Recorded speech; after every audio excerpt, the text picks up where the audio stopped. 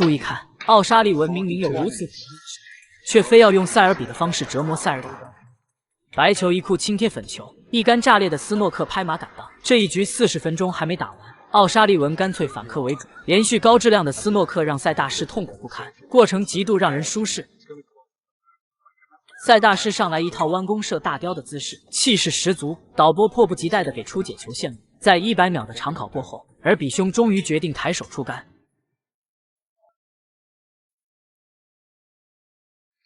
嚯！母球2库以后直奔中袋，这杆斯诺克难度很大，不仅要用扎杆，还要加左塞，而且用多大的力度也是关键。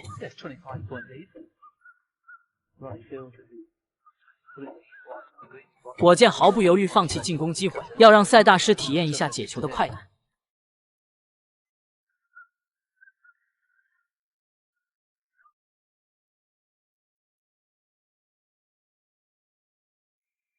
左塞还是加的不够，白球再次摔袋，2杆下来已经被罚8分。而比兄满脸无奈的看向积分器，这样霍霍下去，分数也经不起几下折腾。心想火箭这老小子太坏了。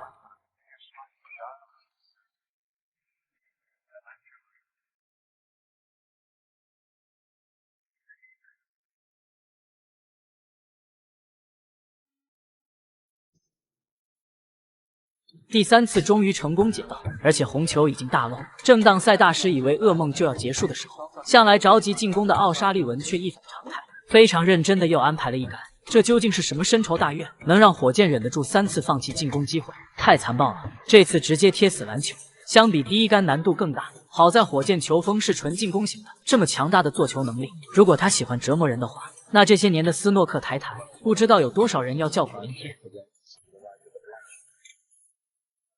塞大师紧锁眉头，围着球桌转了又转，抓耳挠腮也想不出应对之策。习惯了做球给别人出难题的塞大师，显然很不适应这样的身份互换。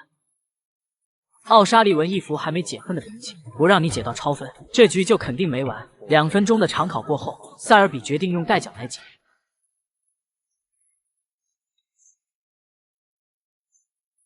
很遗憾，大力也没有出奇迹。座位上的奥沙利文强忍着笑了，不得不承认，折磨塞尔比还得火箭来，换一个人就没这个效果。眼看带脚解球无望，塞尔比调整了线路，看看效果如何。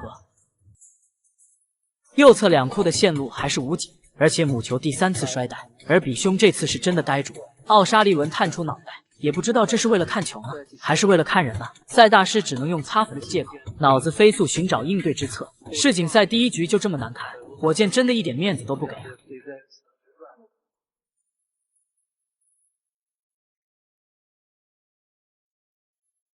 这次用4库线路来解，可惜力度上就差了那么一点点。塞大师这次深刻的体会解到手软的感觉，尴尬又不失礼貌的微笑是他最后的倔强。好在离超分就只有最后1杆，即便再次失误，这个噩梦也终于可以结束。这大概是尔比兄第1次这么渴望被对手超分吧。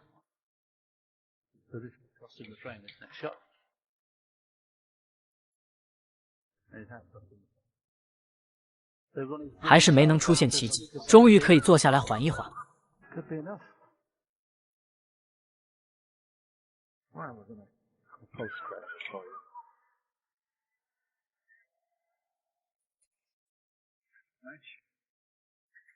太狠了！明明有这么火热的进攻手感，非要用塞尔比的方式对付塞尔比。火老师叫起劲来还远远没结束，明明篮球和粉球都有进攻机会，第4次放弃进攻，斯诺克继续安排。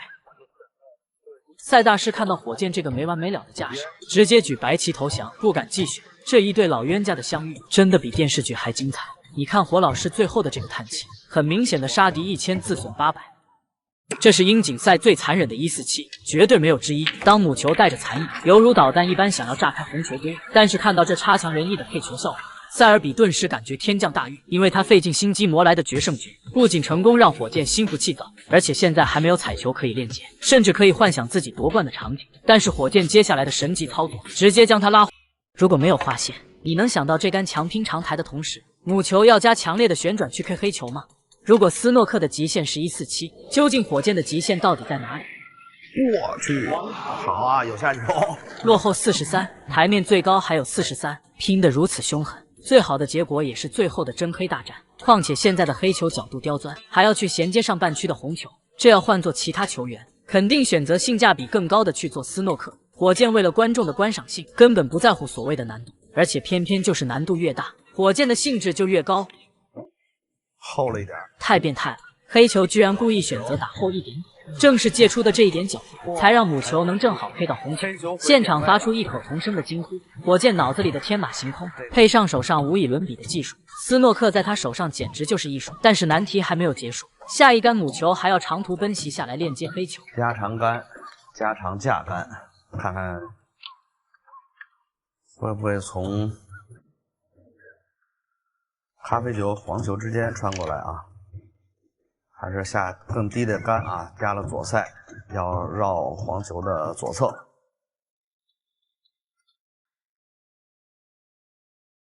好羡慕！什么是爱？低杆左塞，母球在火箭手里完全没有脾气，主打的就是一个完全听话。仅仅只是用了3杆，就把局面调整到最舒服的状态。而这30年的功力，就是给小白300年估计也不够用。需要高杆右塞的发力啊！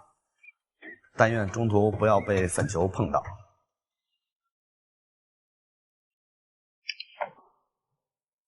糟糕了，母球意外的碰到了粉球，难道刚刚的努力就要付之东流吗？第一杆右塞2护绕绿球，简直不讲道理的主。哇塞，太精彩！真的是大心脏啊！这种关键时刻，杆杆都到位。休息区的老张头双手紧握，这2位一生劲敌，就是这么激烈的战斗了30年之久。来期待一下真黑。前方就是50万英镑的巨额奖金，还有那第7次世锦赛冠军。认真搬砖的火箭，简直就是天神下凡。刚才面对一个黑球的超分黑球啊，没有打进。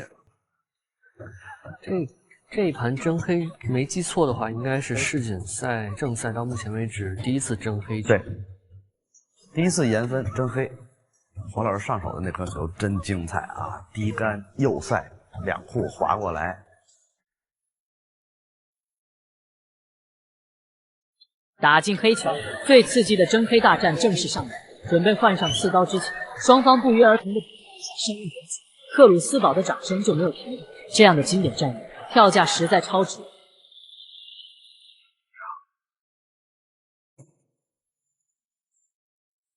经典的黑白两边分，老张头故意2颗球都没有贴口，很明显的钓鱼，让火箭翻带的欲望更加强烈。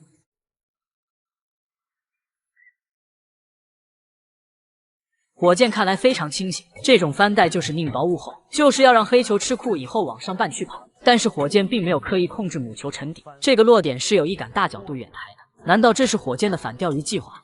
皮金斯这颗球也可以打带防啊，用一个比较强的低杆打右侧的顶带，白球沉到底库。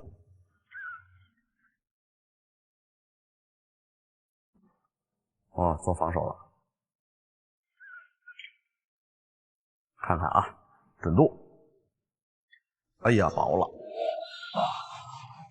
白球弹起来了，完了，输中带了，太要命了！想要钓鱼的人居然被反钓了，一向沉稳的希金斯居然拼得这么凶，看来还是火箭下鱼饵的功夫技高一筹。